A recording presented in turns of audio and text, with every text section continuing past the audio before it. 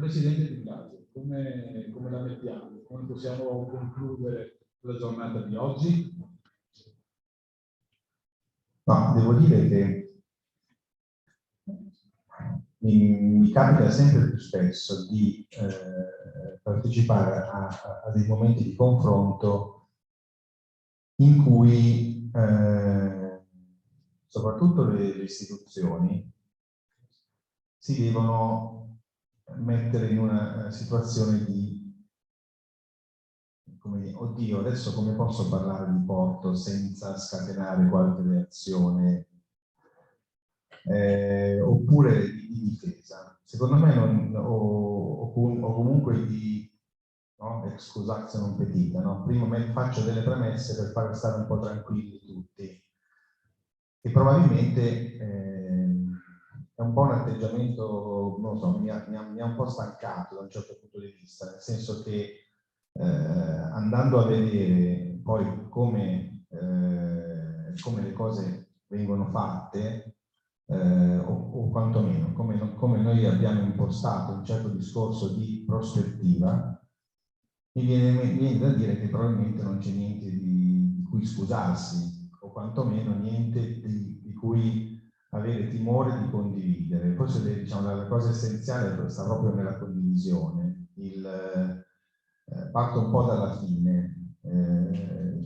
L'intervento del DHI viene dopo una serie di interventi, anche di Campostrini e di quelli che hanno preceduto, dove si è messa molto la focalizzazione sulla necessaria, anche l'Università di Padova, mi ricordo all'inizio, no? Attenzione, conoscenza, analisi e valutazione, come se noi, un po' come nel Medioevo, facessimo delle infrastrutture senza preventivamente fare, e probabilmente una volta è stato anche così, no? Un'attenta analisi costi-benefici che metta dentro tutta una serie di valutazioni. Quindi l'approccio scientifico, la conoscenza, la valutazione e la condivisione sono gli elementi essenziali di come si deve sviluppare il porto e anche gli elementi essenziali di come opera poi, nel mio caso specifico, l'autorità del sistema portuale oppure la struttura commissariale delle crociere. Quindi la possibilità di fornire delle prospettive parte sicuramente da quello che è stato detto, cioè non parliamo di un porto che deve dare conto solo e soltanto ad una piccola comunità o a una piccola cerchia di persone che esprimono delle posizioni probabilmente non adeguatamente scientifiche o informate, ma il porto deve dare conto al mondo, cioè il porto di Venezia, senza retorica, ma è uno dei 16 sistemi portuali italiani, ma che deve dare conto ad una comunità mondiale, la comunità di business che noi incontriamo diciamo periodicamente. Anche recentemente ho incontrato dei possibili dei partner commerciali, i quali mi raccontano di come vanno le rotte globali e dell'impatto dei traffici che sarà nei prossimi giorni. Quindi il primo elemento sicuramente considerare il porto come un player che a livello globale e poi diciamo per le nostre caratteristiche molto legato al mercato di riferimento che è quello del nord-est, che è una delle regioni a maggiore vocazione di import-export a livello globale. Questo già riposiziona un pochino le cose nel modo corretto. Quindi elemento storico e elemento di posizionamento strategico. Noi siamo una infrastruttura su cui lo Stato italiano ha pianificato e continua a pianificare e derogare tutta una serie di risorse pubbliche che fanno sì che noi non possiamo far altro che valorizzare queste risorse pubbliche che vengono date. Tutto il tema che ha illustrato il segretario generale, avete visto, no? Abbiamo parlato di un tema di accessibilità nautica, un tema di accessibilità lato terra, nel breve, nel medio e nel lungo periodo, come si va a costruire un porto che sia più accessibile, meno interferente con la viabilità stradale, quindi anche tutto il tema del ferroviario. Lì è il classico esempio di come si stia lavorando per aumentare la potenzialità del porto. Mi è piaciuto molto il discorso dell'ottimizzazione. Questo è un concetto che vale sia nel giusto dimensionamento dell'opera pubblica, no? Diciamo, siamo andati ben oltre le logiche fintamente indirizzanti circa le priorità della legge obiettivo, no? Che di fatto era un buon meccanismo, ma poi esercito in maniera non sempre finalizzato a trovare le priorità. In questo caso, con le risorse che vanno diminuendo, l'attenzione a ottimizzare l'utilizzo delle risorse pubbliche, ma soprattutto a ottimizzare l'intervento umano sulla laguna. Quello che ha fatto vedere DHI era: non andiamo a scavare perché lo prevede il piano regolatore, perché lo posso fare, e quindi a fare un intervento invasivo. Cioè l'elemento di considerare ed essere consapevoli di dove sto operando. Sto operando all'interno di un ambiente molto delicato, un ambiente che ha tutta una serie di dinamiche legate al cambiamento climatico, a questa prospettiva, diciamo, medio-lungo periodo di inadeguatezza anche dei sistemi di protezione. Quindi io, quando vado a progettare, perché tra l'altro l'intervento del DHI poi è stato assorbito dalle competenze del commissario straordinario, io come commissario ho anche delle risorse pubbliche, perché il governo italiano ha deciso che l'alternativa per certe navi da crociera dovesse essere anche Marghera, ma ha anche deciso che il commissario deve studiare e realizzare l'accessibilità nautica alle infrastrutture del porto, ovvero Marghera, ovvero la stazione marittima, ovvero il canale della Marco Marghera, ovvero il canale Vittorio Emanuele. Questo l'ha deciso il governo, non l'ha deciso il commissario. E quindi andare a studiare come io vado a garantire questa accessibilità con un'ottica della ottimizzazione, ovvero della minimizzazione dell'intervento dell'uomo.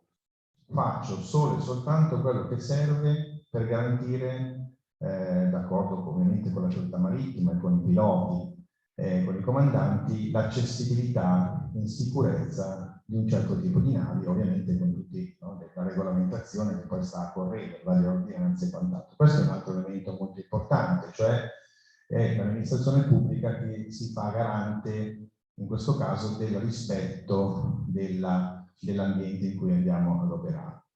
Poi si è parlato molto di transizione.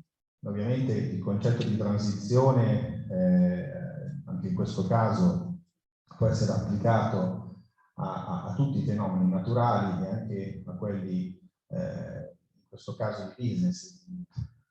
Venezia è stata recentemente un tipico caso di assenza totale di transizione, no? Quando parliamo appunto delle crociere. Non c'è stata alcuna transizione, c'è stata una decisione che ha, diciamo, a un certo punto messo il punto su una serie di discorsi che si stavano facendo su questo settore, ma non c'è stata una transizione verso un modello o verso un sistema con delle infrastrutture pronte. Semplicemente si è deciso di finire un business e di dare mandato ad una struttura commissariale e delle risorse per costruire qualcosa che però nel frattempo ha comportato, no, la perdita di lavoro, la perdita di sicurezza, la perdita di tutto un business, e per fortuna che Venezia continua comunque ad essere la destinazione preferita, penso, del mondo per il mondo delle crociere. Però il tema della transizione è importante, perché tutte le politiche pubbliche dovrebbero essere improntate ad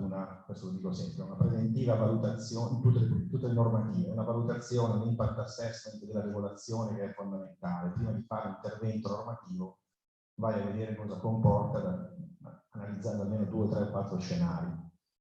E questo è quello che noi stiamo cercando di fare, lo faremo, cioè, diciamo, l'avremmo auspicato che fosse stato adottato per la normativa, lo faremo anche nella prospettiva del porto, no? Adesso si parla molto anche di della infrastruttura di Montesilvia. Io sono commissario anche di Montesilvia da qualche mese. E in quel caso Montesilvia è, no, l'ennesima mancata realizzazione. Adesso il ministro, ultimamente, il nuovo ministro, su Instagram, no, fa molto riferimento alle opere commissariali, tra cui in questa 117 c'è pure la nostra. Ed è lì un'altra scommessa, ma in cui si va ad incentrare questa trasformazione, questa prospettiva del porto, cioè fare una nuova piattaforma. Ci sono 194 milioni di euro divisi tra varie fonti finanziarie, un nuovo collegamento, che è quello che è stato fatto vedere, no? La terza dimensione temporale del lungo periodo, quindi c'è una prospettiva, ma anche in questo caso ci sarà una transizione a che cosa? Ad una possibilità di allocare alcune funzioni all'interno delle infrastrutture di Montesilvia. E quindi, da un lato, velocizzare le opere, bonifica, arretramento delle banchine, reperimento di aree per andare a fare quello. Però, al di là di questo, con il porto andremo ad allocare una nuova funzione, in questo caso quella è un'infrastruttura che nasce come una componente onshore di un progetto offshore, quindi vocazione contenitori. Andremo a vedere se questa è la effettiva migliore soluzione per il porto, e pian piano però di transire, di fare, no? Di ridare anche un po' di ordine al layout di tutti i nostri terminal utilizzando queste infrastrutture. Transizione che ci sarà anche, per esempio, nel waterfront. Noi abbiamo dei temi importanti da svolgere, abbiamo delle risorse per disegnare il waterfront sia a Venezia che a Marghera, che a Chioggia. Anche in questo caso andremo a studiare tutta una serie di alternative che portano poi alla scelta migliore del Venezia. Secondo me l'autorità pubblica ha questo dovere, cioè evitare di innamorarsi dello slogan, della soluzione, no? Quando abbiamo fatto un accordo per Chioggia, che era un accordo preliminare, un documento di pianificazione strategica di sistema, la cosa è dove lo mettiamo il mercato. Non te lo dico dove lo metto il mercato, perché non te lo dico fin tanto che non ho responsabilmente valutato dove è l'ideale di fare il mercato, così come la parte di waterfront che andremo a utilizzare e a razionalizzare con le risorse che abbiamo, no? lato Venezia, centro storico, Scomenzera, Santa Marta, San Basilio, anche quello abbiamo risorse pubbliche per valutare delle alternative. Marittima, anche qui un altro tema molto, no, dove c'è un grande che ne facciamo della marittima. La marittima è un'infrastruttura che serve per le crociere. Cosa dobbiamo farne? Verosimilmente dobbiamo fare le crociere. Poi, ovvero, dobbiamo studiare tutto quello che si può fare, garantendo l'accessibilità nautica attraverso il ritorno nubile. Quindi una volta che avremo studiato tutto quello che si può massimizzare con la stessa attenzione di cui alle simulazioni, intervento minimo, sicurezza e quant'altro, a quel punto si porrà il tema di eventualmente, dove ci fossero delle parti di infrastruttura residuali non utilizzabili a fini crocieristici, si studierà un altro studio portuale, perché siamo all'interno del porto. Questa cosa è una cosa da valutare e da considerare, portuali, che vuol dire anche funzioni poi che hanno un'interferenza porto-città, però questo è il corretto modo, secondo me, di fare. Quindi, riprendendo proprio gli hashtag che sono usciti, no? dare prospettive, ma attraverso una conoscenza, un'analisi, una valutazione che poi ovviamente incontrano il necessario confronto, sia dal punto di vista politico, sia dal punto di vista, ma soprattutto con gli stakeholder, con quelli che lavorano nel porto e, nel caso delle aree porto-città, con i cittadini. L'ultimo punto interessante, no? Se la coesistenza è possibile. La coesistenza è già esistente, non è solo possibile, da un certo punto di vista è necessaria. Andiamo a tutti noi, bene o male, quando andiamo in vacanza, quelli che lavorano nell'ambito portuale, alla fine riescono comunque ad andare sempre in vacanza da qualche parte dove ci sta un porto, e e mandano delle grandi foto a tutti i colleghi dicendo guarda qui arriva la nave da crociera vicino a un cumulo di rinfuse, ma c'è anche un bellissimo ristorante, c'è anche una pista ciclabile, si arriva in tram direttamente sulla piattaforma. Mi sembrano cose che sono, no, non replicabili, secondo me bisogna andare un po' oltre, bisogna crederci, bisogna credere che a Venezia, proprio perché a Venezia si possono fare cose che in altri posti evidentemente non sono fatte. La sfida è molto più alta, ma devo dire, abbiamo i mezzi, abbiamo le risorse, forse un po' più di convergenza di intenti, ma questo non di intenti, di sentimento, di adesione a quello che è il valore sociale delle infrastrutture, questo sì, che andrebbe quantomeno promosso, e lavoreremo anche noi in tal senso, no? Da far vedere il valore sociale, che vuol dire non soltanto il lavoro, l'occupazione, le famiglie, l'economia che gira, ma proprio come si crea una comunità, gente che vive e lavora e studia e purtroppo muore, perché quest'anno abbiamo avuto anche un incidente mortale, attorno a una comune idea di sviluppo del territorio. Come questa è una cosa che ci deve, come dire, fare unire e rendere ancora più efficace nella nostra opera, anche perché poi i mandati dei presidenti sono brevi, sono ancora più o meno 2 anni e mezzo, quindi abbiamo anche questa fretta del rinnovabile eventualmente di portare dei risultati. Quindi devo dire, questo probabilmente è uno dei momenti di riflessione tecnica più convincenti che abbiamo fatto. Prossimamente faremo anche delle conferenze stampa di fine anno in cui andremo a dar conto, una delle prime sarà quella appunto su cosa sta facendo la struttura commissariale, come sono andate le crociere, quali saranno i lavori dei prossimi anni, ma l'idea è proprio di andare ancora di più a stimolare con dei verticali, quindi anzi li sfrutteremo ancora nel momento in cui avremo dei temi magari ancora forse un po' più specifici da trattare. Quindi io mi fermerei qui, insomma, vi ringrazio della partecipazione, vi ringrazio voi, devo dire che c'era anche molta gente che è rimasta fino all'ora del pre-aperitivo, quindi grazie.